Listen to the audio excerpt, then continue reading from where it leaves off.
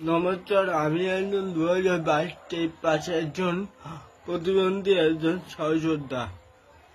আমার করজোড়ে বিনীত নিবেদন মাননীয় মুখ্যমন্ত্রী মমতা বন্দ্যোপাধ্যায় এবং তার বিভিন্ন আধিকারিক যারা প্রাইমারি দপ্তরের সাথে যুক্ত, তাদের কাছে আমার বিনীত নিবেদন, আপনারা কৃপাপূর্বক আমাদের এই দুর্দশায় অত্যাচার সময়তে আমাদের মুক্তি দিন। দীর্ঘ 60 বছর ধরে আমরা অপেক্ষাকৃত। 2017 সালের পর 2022 সালের চেট এবং তারপর দীর্ঘ 2 বছর ধরে আমরা বিভিন্নভাবে বঞ্চিত। এটা আর 10টা ছেলের মতো আমাদের জীবনটা একটু হলেও ভিন্ন, অনেকটা জটিল, অনেকটা সামাজিক প্রতিরোধতা, শারীরিক প্রতিরোধতার মধ্যে দিয়ে নিজের সাথে নিজে লড়াই করে কিন্তু পড়াশোনা করে বর্তমানে পাশ উত্তীর্ণ হয়ে একটা চাকরির আশায় বসাচ্ছি। আর 10টা মানুষের যে জীবন কাটে, একটা প্রতিবন্ধী সন্তানের কিন্তু সেভাবে জীবন কাটে না।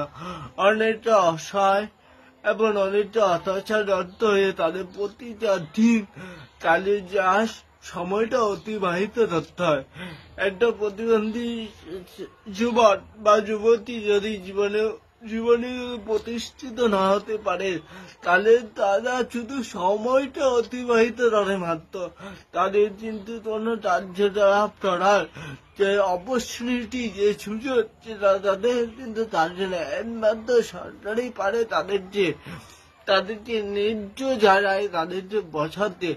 আমরা চাই সমাজের জন্য কিছু করতে, এটা সিদ্ধ হয়ে নিজের মধ্যে কিছু আছে, এটা জানি, এটা নিজের মধ্যে আত্মবিশ্বাস আছে, নিজের মধ্যে কিছু আছে, কিছু করতে পারবো, কিন্তু সেই জায়গাটা এখনো পর্যন্ত পাইনি। তাই মাননীয় মুখ্যমন্ত্রীর সাথে বিনীত নিবেদন হচ্ছে, এই জায়গাটা আপনি করে দিন আমাদের। আমরা যাতে সমাজের জন্য যাতে কিছু করতে পারি, সমাজের সেই জীবন অব্দি যাতে একটু মানসিকভাবে শান্তি পেতে পারি না, আমার তারা সমাজে কিছু হয়েছে।